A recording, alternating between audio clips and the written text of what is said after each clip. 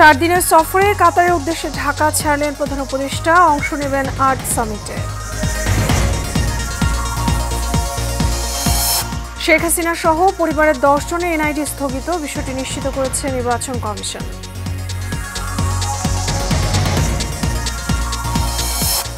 জুলাই আন্দোলনে গুলি করে ছাত্র হত্যা, সাবেক ডিএমপি কমিশনার সহ 8 জনের বিরুদ্ধে ট্রাইব্যুনালে তদন্ত প্রতিবেদন। এবং স্বাস্থ্য খাতে শূন্য পদ পূরণের শিগগিরই বিশেষ বিসিএস পরীক্ষা, জানালেন স্বাস্থ্য উপদেষ্টা। রেলওয়ে মন্ত্রণালয়ের সাথে স্মারকসই।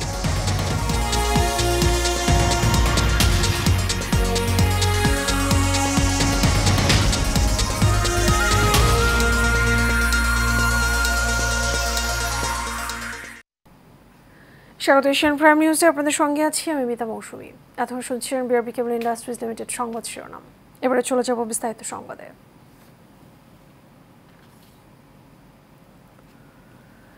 আর্টনের শীর্ষ সম্মেলনে যোগ দিতে 4 দিনের সরকারি সফরে কাতারের উদ্দেশ্যে ঢাকা ত্যাগ করেছেন অন্তর্বর্তী সরকারের প্রধান উপদেষ্টা অধ্যাপক ডক্টর মোহাম্মদ ইউনূস। সন্ধ্যে 7টায় বিমান বাংলাদেশ এয়ারলাইন্স একটি ফ্লাইটে হযরত শাহজালাল আন্তর্জাতিক বিমানবন্দর ত্যাগ করেন তিনি। প্রধান উপদেষ্টার প্রেস উইং থেকে বিষয়টি নিশ্চিত করা হয়েছে। প্রেস সচিব শফিকুল আলম জানিয়েছেন, সফরে ডক্টর ইউনূস কাতারের আমির Sheikh Tamim bin Hamad Al থানির সঙ্গে দ্বিপক্ষীয় বৈঠক করবেন, যেখানে ব্যবসা এবং জ্বালানি সহযোগিতার পাশাপাশি ভিসা উন্মুক্ত করা এবং জনশক্তি রপ্তানি বৃদ্ধির মতো বিষয়গুলো আলোচনায় গুরুত্ব পেতে পারে। এছাড়াও বৈঠকে আগামী বছরের জানুয়ারি থেকে কাতারের এলএনজি সরবরাহের যে সময়সীমা নির্ধারিত হয়েছে তা এগিয়ে নিতে অনুরোধ জানানো হতে পারে।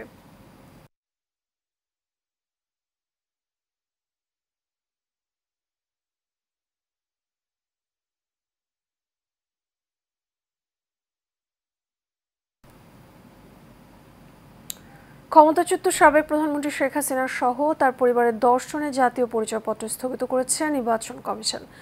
গত 16 ফেব্রুয়ারি তাদের পরিচয়পত্রের কার্যকারিতা স্থগিত হয়, তবে সোমবার বিষয়টি প্রকাশ পায়। শেখ হাসিনা ছাড়াও যাদের এনআইডি স্থগিত করা হয়েছে তারা হলেন ছেলে সজীব ওয়াজেদ জয়, মেয়ে সাইমা ওয়াজেদ পুতুল, বোন রেহানা সিদ্দিক, ভাগ্নি টিউলিপ রিজওয়ানা সিদ্দিক এবং আজমিনা সিদ্দিক, ভাগ্নে রিদওয়ান মুজিব সিদ্দিক। সাবেক প্রধানমন্ত্রী শেখ হাসিনার নিরাপত্তা উপদেষ্টা তারেক আহমেদ সিদ্দিকও আছেন এই তালিকায়, যিনি রেহানার দেবর। তারেকের স্ত্রী শাহিনা সিদ্দিক এবং তাদের মেয়ে বুশা সিদ্দিকও।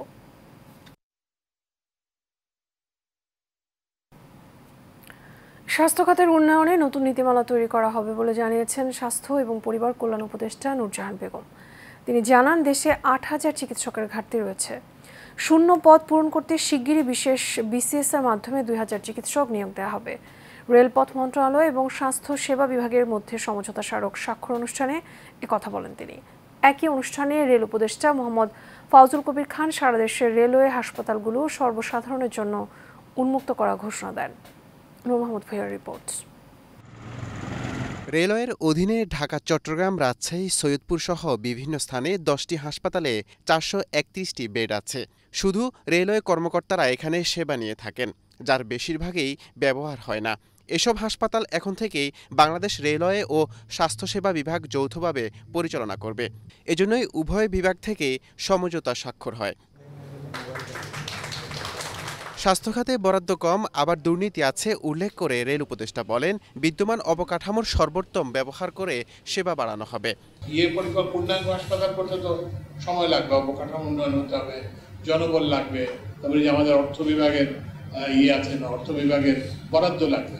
আমাদের তো যে স্বাস্থ্য খাতে বরাদ্দ অনেক কম, তো সেটা হওয়ার আগেও যে আমরা যাতে বলতে পারি যে এটা একটা শুধুমাত্র একটা স্বাক্ষর করছে দুজন সচিব, এটা যাতে না হয়। এ সময় স্বাস্থ্য ও পরিবার কল্যাণ উপদেষ্টা নূরজাহান বেগম বলেন, স্বাস্থ্যসেবার মান উন্নয়নে এ খাতে নতুন নীতিমালা তৈরির কথা ভাবছে সরকার। প্রত্যেকটা জনগণকে, প্রত্যেকটা মানুষকে সেবা দেওয়াটা হলো আমাদের দায়িত্ব, এবং সেটা কিভাবে দেব সেটা হলো করণীয় বিষয়। কাজে হাসপাতাল অবৈধ অনেক আছে, কিন্তু যদি আমরা বলছি কিন্তু ওখানে স্পিড আছে, যেটা ঢাকা মেডিকেলে নেই, যেটা চট্টগ্রাম মেডিকেলের করিডোরের লোকজন থাকে, ঢাকা মেডিকেলের করিডোরে থাকে, টয়লেটের পাশে থাকে। এটাকে যদি আমরা একটা সুব্যবস্থাপনার মাধ্যমে নিয়ে আসতে পারি, তাহলে কিছু তাড়াতাড়ি আমরা ওপেনের প্রস্তাব করে দিতে পারবো। এছাড়া সারা দেশে রেলওয়ে হাসপাতালগুলো সর্বসাধারণের জন্য উন্মুক্ত করার ঘোষণা দেন তারা। সাধারণ মানুষের স্বাস্থ্যসেবা উন্নত করার জন্য এই অন্তর্বর্তীকালীন সরকার যাকে সম্ভব তাই করবে। নূর মোহাম্মদ ভূঁইয়া, এশিয়ান টেলিভিশন, ঢাকা। প্রাইমেশী বিশ্ববিদ্যালয়ের শিক্ষার্থী পারভেজ হত্যাকাণ্ডের ঘটনায় প্রকৃত দোষীদের গ্রেফতারের পাশাপাশি ঢাকাতে কোনো ধরনের গ্যাং বাহিনী থাকতে পারবে না বলে হুঁশিয়ারি দিয়েছেন ঢাকা মহানগর দক্ষিণ বিএনপি নেতা ইঞ্জিনিয়ার ইশরাক হোসেন। যদি কেউ প্রশাসনকে বাধাগ্রস্ত করে তাহলে জনগণকে সঙ্গে নিয়ে তাদের বিরুদ্ধে ব্যবস্থা নেওয়া হবে। সাইফুল ইসলাম নয়নের রিপোর্ট। রাজধানীর বনানীতে প্রাইমেশিয়া বিশ্ববিদ্যালয়ের ছাত্র জাহিদুল ইসলাম পারভেজ হত্যার সাথে জড়িত থাকার অভিযোগে ৩ জনকে গ্রেপ্তার করেছে পুলিশ। নিহত পারভেজ ছাত্রদলের কর্মী বলে দাবি করেছেন ছাত্রদলের সভাপতি রাকিবুল ইসলাম। পারভেজ হত্যার বিচারের দাবিতে মানববন্ধনে অংশ নেয় ঢাকা মহানগর দক্ষিণ বিএনপি নেতা ইঞ্জিনিয়ার ইশরাক হোসেন। দ্রুত হত্যাকারীদের বিচারের দাবি জানান তিনি। আইন শৃঙ্খলা রক্ষাকারী বাহিনীর দায়িত্ব এদেরকে খুঁজে বের করে আইনের আওতায় নিয়ে আসা। আমরা চাই না জনগণকে সাথে নিয়ে এখন আমরা এইসব গ্যাং খুঁজে বের করে তাদেরকে দাঁত ভাঙা জবাব দেওয়ার জন্য আমরা প্রস্তুত রয়েছি। আগামী ৪৮ ঘন্টার মধ্যে এই যে ২ জনকে এখনো ধরা হয় নাই, তারা বৈষম্য বিরোধী ছাত্র আন্দোলনের কমিটিতে পাওয়া গিয়েছে। এ সময় তিনি বলেন ৫ই আগস্টের পর একটি নতুন ছাত্র রাজনৈতিক দলের ব্যানারে অপরাধমূলক কর্মকাণ্ড চালাচ্ছে। অপরাধী যেই হোক তাদের বিরুদ্ধে দ্রুত ব্যবস্থা নেওয়ার দাবি জানানো হয়। বিভিন্ন জায়গায় বৈষম্য বিরোধী ছাত্র আন্দোলনের নামে কমিটি করা হয়েছে। আমি শুধু আজকে এই যে বনানী থানার কমিটির যদি উদাহরণ দিতে চাই, এটা বৈষম্য বিরোধী ছাত্র আন্দোলন বনানী থানা কমিটি। এটা কি ধরনের কমিটি সেটা আমি আপনাদের কাছে প্রশ্ন রাখতে চাই। বৈষম্য বিরোধী এই শব্দটিকে ব্যবহার করে দেশব্যাপী বিভিন্ন জায়গায় চাঁদাবাজি, নৈতিকভাবে একটি গোষ্ঠী তারা লাভবান হওয়ার চেষ্টা চালিয়ে যাচ্ছে। বর্তমানে বেশ কিছু গ্যাংয়ের নামে নানা ধরনের অপরাধ কর্মকাণ্ড চালাচ্ছে। প্রশাসন তাদের বিরুদ্ধে কঠোর ব্যবস্থা নেবেন বলে আশা ব্যক্ত করেন তিনি। ছাত্রদলের মেধাবী সাইফুল ইসলাম নয়ন, এশিয়ান টেলিভিশন, ঢাকা। বিএনপি ডিসেম্বরের মধ্যে নির্বাচন অনুষ্ঠানে কোনো বাধা দেখে না বলে মন্তব্য করেছেন বিএনপির স্থায়ী কমিটির সদস্য নজরুল ইসলাম খান। বিকেলে রাজধানীর গুলশানে চেয়ারপারসনের কার্যালয়ে বিএনপির লিয়াজু মিটিংয়ের সঙ্গে বাংলাদেশ লেবার পার্টি বৈঠক শেষে তিনি এসব কথা বলেন। এরপর সন্ধ্যে ৭টায় জাতীয়তাবাদী সমমনা জোটের সঙ্গে বৈঠক করে বিএনপি। বৈঠকে উপস্থিত ছিলেন বিএনপির স্থায়ী কমিটির সদস্য বেগম সেলিমা রহমান। ডিসেম্বরে নির্বাচন হবে এটা ধরে একটা রোডম্যাপ ঘোষণা করার দাবি জানিয়ে নজরুল ইসলাম খান বলেন, সরকার বলছে ডিসেম্বর থেকে জুন, এখানে ডিসেম্বরে হবে না এই কথা তারা বলেনি।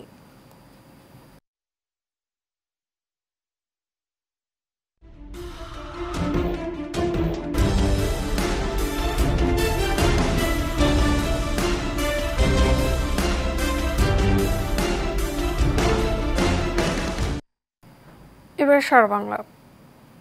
দীর্ঘ ১৭ বছর পর দেশে ফিরলেন ইতালি বিএনপির সাধারণ সম্পাদক এবং ছাত্রদলের ভোজেশ্বর আঞ্চলিক শাখার সাবেক সভাপতি ঢালী নাসির উদ্দিন। সকালে ঢাকা বিমানবন্দর থেকে শরীয়তপুরে নিজ বাড়িতে আসেন। এ সময় বিএনপির স্থানীয় নেতাকর্মীরা তাকে স্বাগত জানান।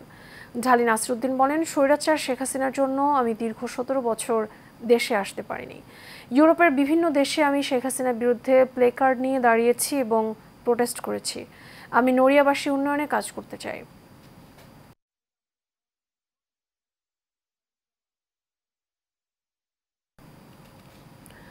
চাঁদপুর জেলা বিএনপির যুগ্ম সাধারণ সম্পাদক তানভীর হুদার নির্দেশে ফ্যাসিস্ট আওয়ামী লীগে সুজাতপুর বাজার আঞ্চলিক কার্যালয় ছেড়ে দেওয়া হয়েছে।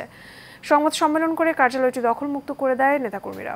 সংবাদ সম্মেলনে জেলা বিএনপি যুগ্ম সাধারণ সম্পাদক তানভীর হুদার পক্ষে লিখিত বক্তব্য পাঠ করেন উপজেলা বিএনপির সাবেক যুগ্ম সাধারণ সম্পাদক আবু সৈয়দ গোলাম রাব্বানী মামুন। এ সময় উপস্থিত ছিলেন উপজেলা তাঁতি দলের সভাপতি আনোয়ার হোসেন মুন্সি, বিএনপি নেতা আকবর হোসেন, দুলু ভূঁইয়া, হাসান সরকার সহ আরও অনেকে। এবারে প্রবাসের খবর।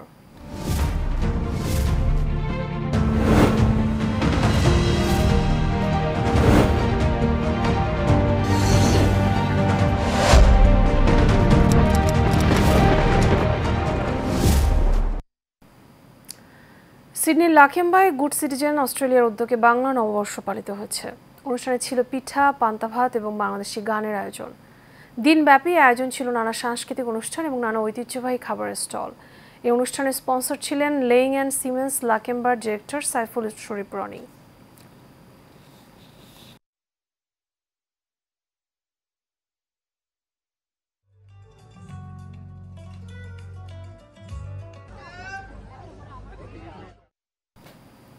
এবার বাণিজ্য সংবাদ।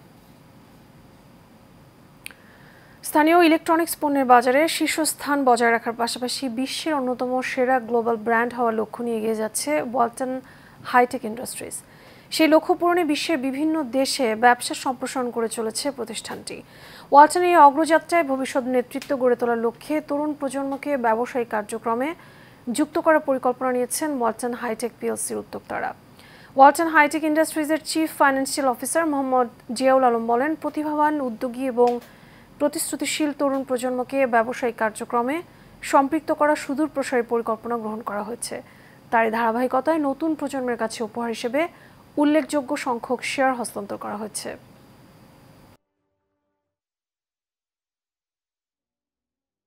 এর সাথে শেষ করব এশিয়ান প্রাইম নিউজ। তার আগে বিআরবি কেবল ইন্ডাস্ট্রিজ লিমিটেড সংবাদ শিরোনামগুলো জানাবো আরও একবার।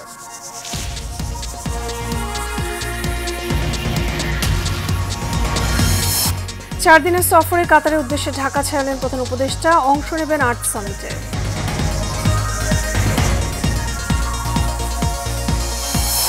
শেখ হাসিনা সহ পরিবারের 10 জনের এনআইডি স্থগিত, বিষয়টি নিশ্চিত করেছে নির্বাচন কমিশন।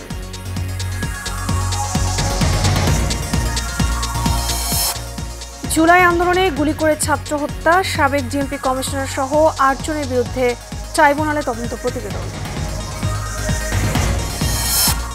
এবং স্বাস্থ্য খাতে শূন্য পদ পূরণের শিগগিরই বিশেষ বিসিএস পরীক্ষা, জানালেন স্বাস্থ্য উপদেষ্টা। রেলওয়ে মন্ত্রণালয়ের সাথে স্মারক সই।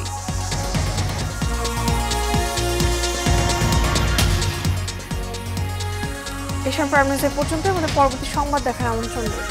এখন সাথে থাকার জন্য ধন্যবাদ সবাইকে।